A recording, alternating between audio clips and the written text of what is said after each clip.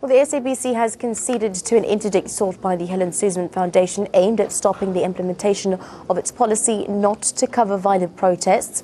The SABC's concession paves the way for journalists fired for opposing the policy being reinstated. Well, counsel for the SABC conceded to the bulk of the interdict sought by the HSF except one. HSF Director Francis Antoni said the SABC's concession to the interdict was a huge victory for free speech and the Constitution and would sure to be paving the way for the reinstatement of journalists. The settlement comes in the midst of a warning by the Independent Broadcasting Complaints Commission that the SABC might lose its licence if it failed to adhere to a ruling that it must rescind its decision regarding the airing of images of violent protests. The matter has been settled by all the parties that are involved, and from this stage we go back to our lawyers to then take this matter forward in terms of the order that has been put, because now it is an interim order, and then we'll interpret it further through our lawyers. But it is a matter that was settled by both parties. It didn't have to go all the way into a trial. We're now joined by William Bird, Director of Monitoring Africa on Skype.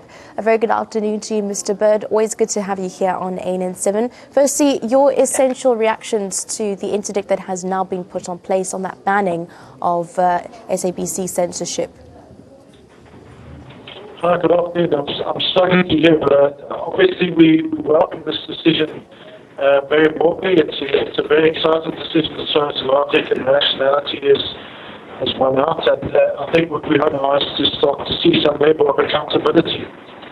In terms of the media, is this a good day and a win for the media on that part?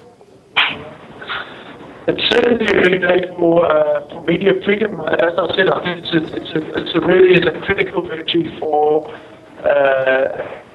the sense and logic that prevailed for the last few months. Since the end of May, we've seen this bizarre and extraordinary decision being taken that has seen censorship taken to levels last seen under apartheid.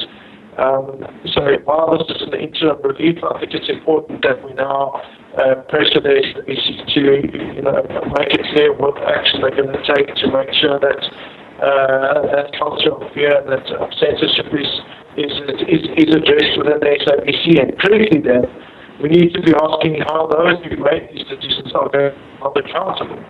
Indeed. Now, with regards to the media and the way that they've been covering certain stories and whatnot over the past couple of months, and possibly some of the critique that they've gotten with regards to distortion, what essentially do you think this is also going to be paving the way for going forward? Again, I'm struggling to hear your question, but I think it's how it's going to impact the SABC going forward. Is that correct? Unfortunately, I'm not able to hear Mr. Bird quite well there.